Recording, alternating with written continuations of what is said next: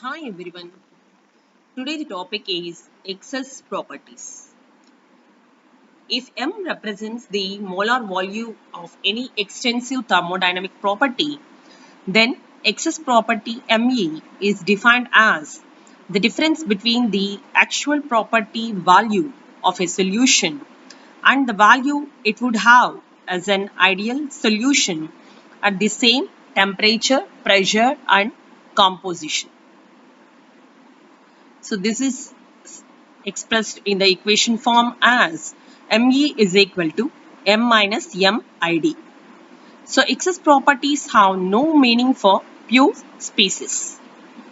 The partial property relation is Mi bar E is equal to Mi bar minus Mi bar ID, where Mi bar E is partial excess property. The fundamental excess property relation is d of NGE by RT is equal to NVE by RT dP minus NHE by RT square dt plus sigma I GI bar E by RT into dNi. So now consider the equation GI bar, which is equal to gamma I of t plus RT ln Fi cap.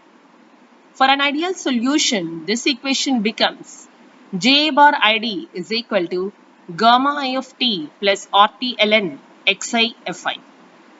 So by making the difference, Gi bar minus Ga bar ID is equal to RT ln Fi cap by Xi Fi. So this difference is the partial excess gives energy Gi bar excess, and the dimensionless ratio Fi cap by Xi Fi is called the activity coefficient of species I in solution and is given by the symbol gamma I.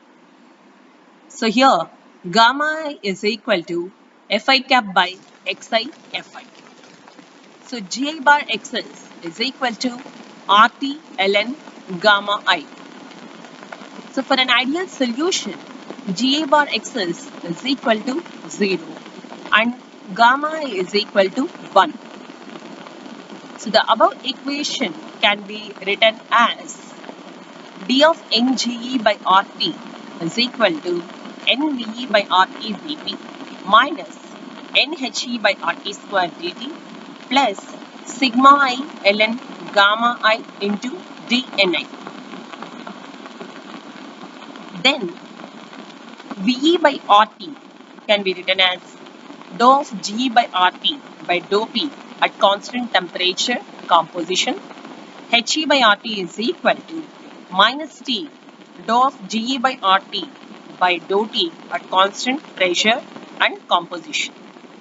Similarly, ln gamma I is equal to dou of NGE by RT by dou Ni at constant pressure, temperature, Nj. So here ln gamma I is a partial property with respect to Ge by RT. So based on this, the summability relation and Gibbs-Duhem equations can be written as Ge by RT is equal to sigma I xi ln gamma I. Similarly, sigma I xi d of ln gamma I is equal to 0 at constant temperature and pressure. So the excess property formulation is useful because VE, HE and gamma I are experimentally accessible.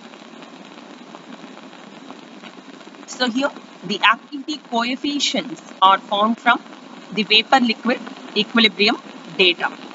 So the fundamental excess property relation provides the complete excess property information. So by using the excess property relations, we can find out the excess property information. So based on activity coefficients, we can derive the excess property relations. So this is the today's topic.